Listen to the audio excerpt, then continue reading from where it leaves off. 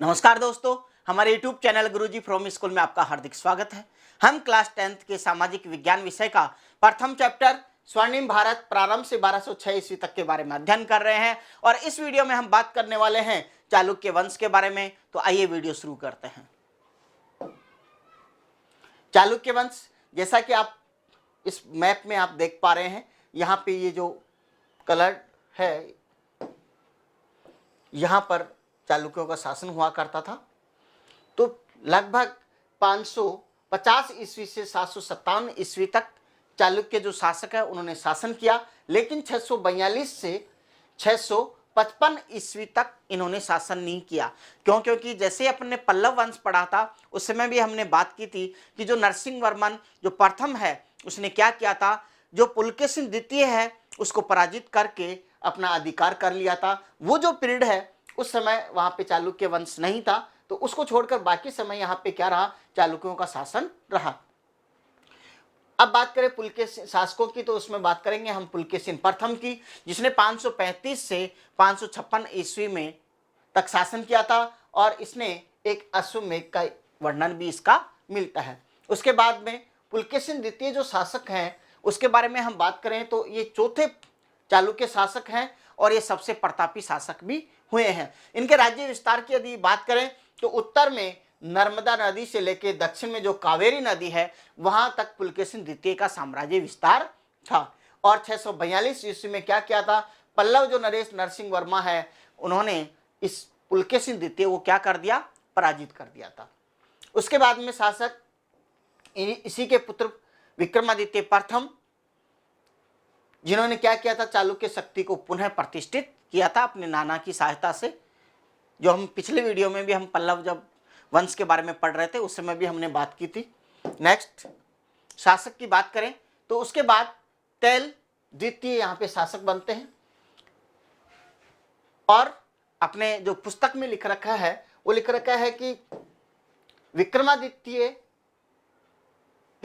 जो द्वितीय हैं ये अपने साम्राज्य को वापस स्थापित करते हैं, लेकिन ऐसा नहीं है, इसमें सुधार कर लें, यहाँ पे तैल द्वितीय लिख ले। क्यों? क्योंकि विक्रमादित्य जो द्वितीय हैं इनका शासनकाल 733 से 747 ईस्वी था, इस वजह से इसमें सुधार कर लीजिए अपनी पुस्तक में भी। और 973 ईस्वी में इन्होंने राष्ट्रकूट जो नरेश था उसको पराजित करते हैं और कल्याणी को अपनी राजधानी बनाकर एक नए राजवंश कल्याणी के चालुक्य के नाम से नए राजवंश की स्थापना करते हैं। और इस राजवंश को लगभग 973 से 1200 ईस्वी तक ये सत्तासीन रहता है, मतलब शासन करता है। और कल्याणी के इस जो चालुक्य राजवंश का तंजौर के चोल वंशी शासकों से संघर्ष चलता रहा। संघर्ष की बात करें तो यहाँ के जो शासक है सत्याश्रय और उनका युद्ध जो हुआ, संघर्ष जो हुआ वो चोल नरेश राजराज से हुआ। यहाँ पे राजराज जो हैं ये विजयी होते हैं। उसके बाद यहाँ के शासक, मतलब जो कल्याणी के जो चालुक्य शासक है सोमेश्वर प्रथम, इसका जो युद्ध होता है वो होता है चोल नरेश राजाधिराज से। कहाँ पे? कौपुरम का जो युद्ध है उसमें, इसमें राजाधिराज पराजित हो जाता है और पराजित ही नहीं, सोमेश्वर जो प्रथम है राजाधिराज का क्या कर देते हैं, वध कर देते हैं। इसके बाद में शासक विक्रमादित्य षष्ठ मतलब छठवां बनता है, जिसको विक्रमांक के नाम से भी जाना जाता है और ये फिर क्या करता है, कांची पे अपना अधिकार कर लेता है। इस तरीके से ये जो कल्याणी के जो चालुक्य हैं इनका राजवंश अपन ने अध्ययन किया। इसके बाद में हम बात करें इनके साहित्य के बारे में, तो साहित्य का जो प्रसिद्ध कवि है कौन, विल्हण। ये जो विल्हण है इसको यहाँ पे संरक्षण प्राप्त था चालुक्य राजवंश में ही, और विल्हण ने जो विक्रमादित्य के जीवन के आधारित एक पुस्तक की रचना की ग्रंथ, जिसका नाम क्या है, विक्रमांक देव चरित। और इसके अलावा याज्ञवल्क्य के जो स्मृति है इसकी मिताक्षरा नाम से जो व्याख्या की किसने, विज्ञानेश्वर, वो भी चालुक्य शासकों की राजधानी में रहा करता था। और मिताक्षरा जो पुस्तक है ये हिंदू कानून जो है उसका आधिकारिक ग्रंथ माना जाता है, मतलब हिंदू धर्म के जो नियम हैं वो सारे किसमें दे रखे हैं, मिताक्षरा में। तो इस तरीके से ये हिंदू कानून का आधिकारिक ग्रंथ माना जाता है।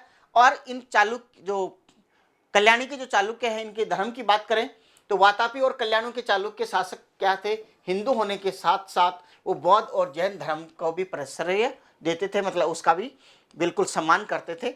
और कला की यदि बात करें तो चालुक्य शासकों ने अनेक मंदिर बनवाए, जिनमें प्रमुख हैं एहलोल और बादामी से जो प्राप्त मंदिर हैं वो विशेष कलात्मक रूप से देखने योग्य हैं। इस तरीके से हमने बात की चालुक्य वंश के बारे में, शासकों के बारे में, उनके साहित्य और धर्म के बारे में। यदि ये वीडियो आपको अच्छा लगता है तो लाइक एंड शेयर करें। Thanks for watching.